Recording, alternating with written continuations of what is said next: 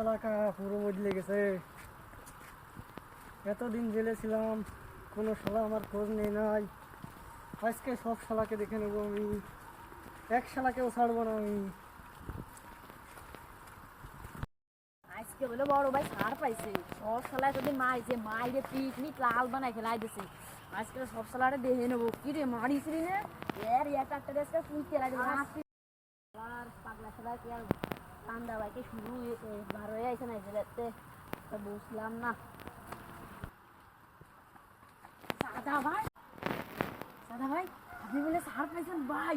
জানেন না এতদিন আমার সবাই মারিছে গ্রামে, আজকে সব শালারে দেখে নেবো ভাই। ভাই চলে আসলাম, তুই আমার খবর নেস নাই, এখানে কে গাইছি?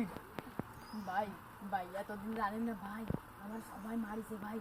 আপনার লাইগে আমি জ্ঞান জানি শ্বশুর বাড়ি জ্ঞান জানিতে পলাই রয়েছি ভাই। ভাই জানেন না যে কি অবস্থা গ্রামে, মোট দেখতেছেন তো, মোট কোনো জায়গায় কিচ্ছু ভালো না ভাই।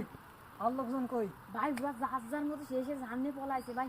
আর জানে না সেই ইগল মুরগি লোক মোট গ্রাম মিরাম কিচ্ছু ছুঁইনি ভাই। ওই গালগুলো লোকরা আমি দেখে নিবানি। তুই আর সব লোকজনরে খবর দিবি, আর সব লোকজনরে খবর দেয়া কালকে চান্দা উঠাতে যাবো, সব কলাপান ডাক দিয়ে এখানে আনবি।